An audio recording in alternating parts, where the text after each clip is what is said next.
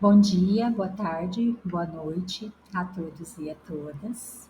Eu sou Eliane Oliveira, eu sou docente na Universidade Federal de Alagoas, na graduação no campus de Arapiraca, atuando também no programa de pós-graduação em Linguística e Literatura da Faculdade de Letras, no campus AC Simões, em Maceió, também na Universidade Federal de Alagoas.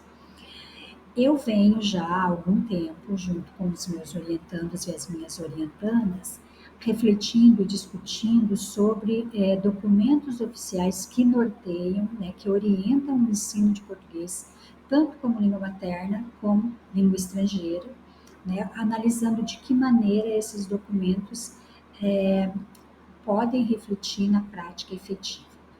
Então, diretrizes estaduais, os parâmetros curriculares nacionais, a Base Nacional Comum Curricular, assim como o documento base do CELPE-BRAS, e agora as propostas do Itamaraty para o ensino de português como língua não materna,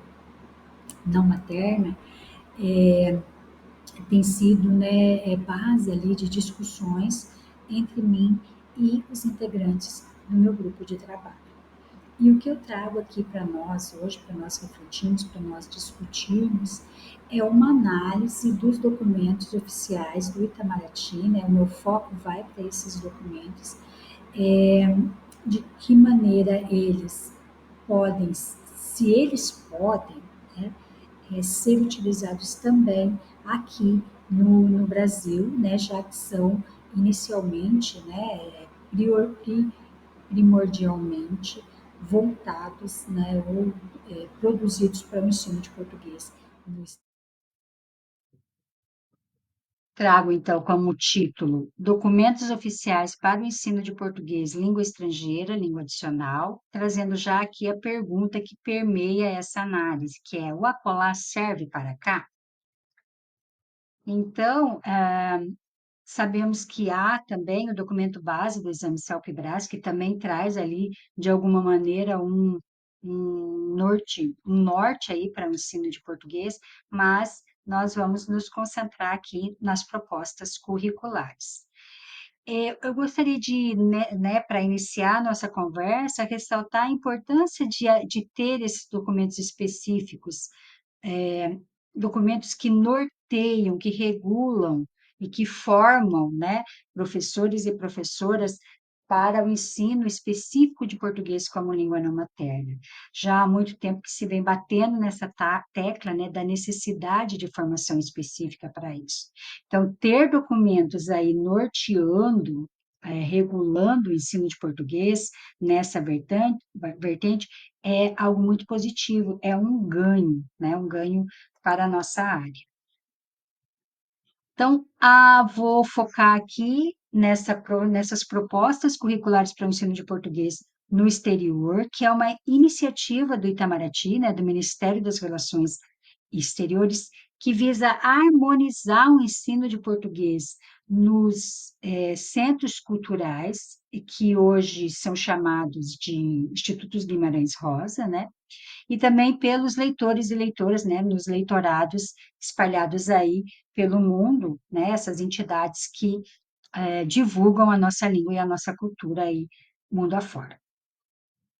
Então, essa coleção, ela é composta de 8 propostas e um glossário, né? Estão aqui as 8 propostas, então, português nas unidades da rede de ensino do Itamaraty, em países de língua oficial espanhola, de língua oficial portuguesa, literatura brasileira nas unidades da rede, português para praticantes de capoeira, português como língua de herança, português para em contextos de línguas de média distância, e os mais atuais, que é o língua, literatura infantil e infanto-juvenil, né?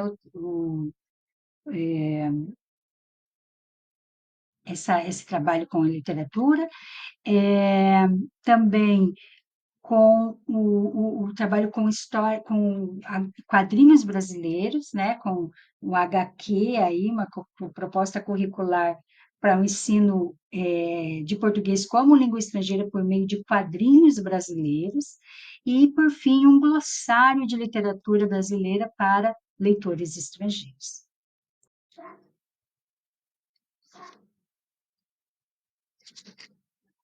Nesse recorte, especificamente, nós apresentamos a análise feita em 3 desses documentos, que é o português nas unidades da rede de ensino do Itamaraty, em países de língua oficial espanhola, em países de língua oficial portuguesa e em contextos de línguas de média distância, e o nosso suporte teórico, metodológico, então, se concentra em Bakhtin e em Mendes. De uma forma geral, nós podemos observar que todos os documentos têm base, né, em outros documentos curriculares, como o documento norteador de Salpibras, por exemplo. Também os documentos concebem a língua na perspectiva dialógica e entendem a língua e cultura como inerentes uma à outra, né, de forma associada, ali, de forma amalgamada. Ou seja, entendem língua como um fenômeno social da interação verbal realizada pela enunciação, enunciado, ou enunciações, enunciados, e não constituída por um sistema abstrato de formas linguísticas, nem pela enunciação monológica isolada, nem pelo ato psicofisiológico de sua produção, de sua atividade mental, como entende Bakhtin, né?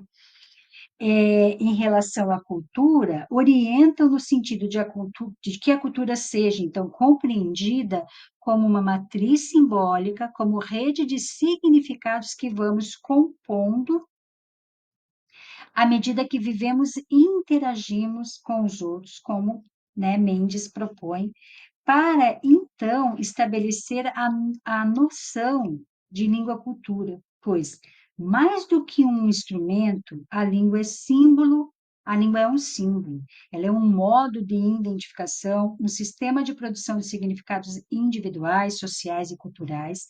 A língua é uma lente através da qual nós enxergamos a realidade que nos circunda.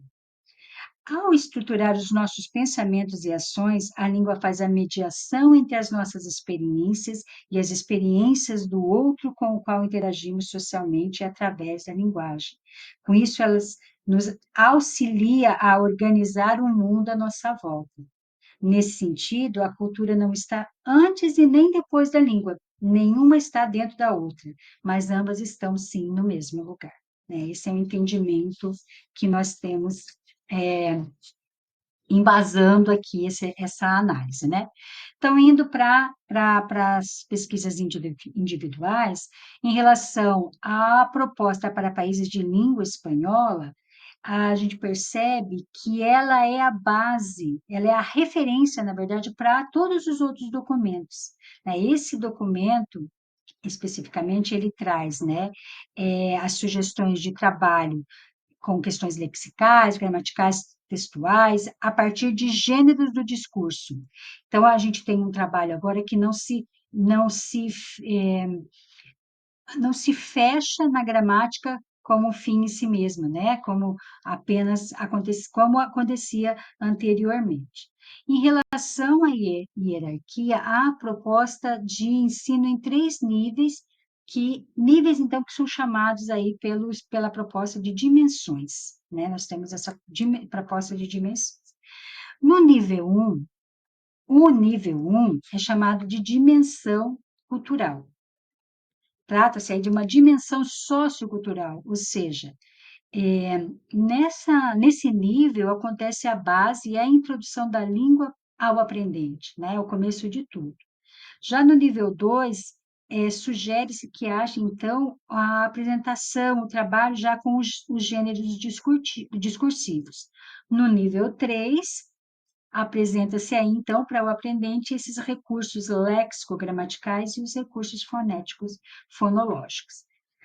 Apesar de haver esse nivelamento, né, esse dimensionamento, o próprio documento orienta para que haja a correlação entre as dimensões. Né? No documento diz que não há dimensão sociocultural sem gêneros discursivos que a estruture. Não há gênero sem recursos de linguagem que permitam sua materialização em textos orais escritos ou multissemióticos. No trabalho, na proposta para o ensino de português, né, para o ensino de português em países de língua oficial portuguesa, nós vemos um trabalho mais voltado para a interculturalidade, para a alteridade, né, e também há um destaque para a abordagem da variação linguística. Então, o documento orienta para que, além da promoção do português do Brasil, sejam também consideradas para reflexão durante os cursos, né, oportunizados aí pela rede do Itamaraty, que sejam, então, consideradas para reflexão as variedades locais, almejando com isso que se reduza o distanciamento entre as normas, empoderando os falantes e contribuindo, assim, para maior autoestima na produção linguística.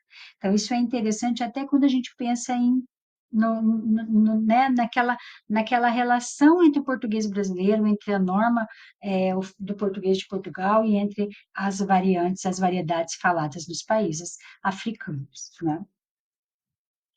Quando se trata dos países de língua de média distância, o que há de interessante aí, né, a despeito de discordarmos aí dessa classificação, a gente traz até uma reflexão sobre isso no trabalho completo, percebe-se aqui que há um contínuo que vai de línguas mais próximas ao português, como o italiano e o francês, né, até o árabe, que é, né, uma língua distante, né, porque o italiano e o francês são línguas românicas, né, pertencem às línguas românicas. Mas o árabe, por exemplo, tem o hebraico, né, o árabe, ele tem inclusive um alfabeto diferente do português, né? Por isso que precisa, né, haver uma reflexão maior aí sobre essa noção de distância aqui, mas não é o foco desse trabalho, né? Então, o que nós percebemos nesse documento que há uma atenção maior à determinação da estrutura dos cursos. Né? A embasamento teórico é um pouco menor, estabelece-se melhor os temas, os tópicos, detalhe-se melhor de que maneira trabalhar isso, né? Porque é uma orientação aí voltada para a diversidade no sentido de que se trabalha com línguas diferentes, tá? Então, há um trabalho aí bem interessante em relação a ter essas línguas diferentes. Bom, nesse recorte, né, eu trago aqui algumas conclusões que eu chamei até de inconclusões, porque precisam ser melhor aprofundadas, mais bem refletidas, né? O que a gente tem nesse recorte que dá para trazer como conclusão? Que há, de fato, uma contextualização do ensino, quer dizer, é uma proposta de um ensino contextualizado do português, que foge ali daquela proposta de um trabalho só com gramática ou só com situacional, né? E traz ali, né, um, a base teórica, né, aquela base maior, a gente percebe na proposta das tarefas, né, quando chega naquela parte prática, é possível perceber um cotejo, um casamento com o que foi exposto anteriormente, quando se pensa, né, em teoria, né, embasamento teórico. Há também a possibilidade, né, há uma oportunidade de diferentes abordagens, né? As propostas dão condições para ver diferentes abordagens com uma base comum para falantes diversos, né? Então, eu consigo trabalhar. Eu tenho uma sala de aula né, eclética ali, com falantes de línguas diferentes, eu posso ir para um trabalho, né, utilizar ali a proposta de línguas de média distância, né, que eu consigo trabalhar eficientemente, né, ou o mais eficientemente possível, né, dentro desse contexto, com esses diversos alunos que estão ali sentados na minha sala de aula, né? Há uma possibilidade de diálogo com os exames Self-Brás, né? Nós sabemos que há muitos dos nossos alunos que visam muito mais isso, né? O exame, ali, a certificação. Então, as propostas, ao trabalharem com o gênio, ao indicarem o gênio, também trazem essa possibilidade, né? E é, podemos dizer assim, né, então, que há uma possibilidade, sim, de uso dessas propostas aqui no Brasil, né? Então, eu posso, né, os documentos oficiais para o ensino de português, língua estrangeira e língua adicional, que foram inicialmente destinados para colar, servem, então, para cá. Então, essas são as referências desse recorte, né, dessa análise, e eu me coloco à disposição no meio e-mail que está aqui e agradeço por assistirem a esse vídeo. Muito obrigada.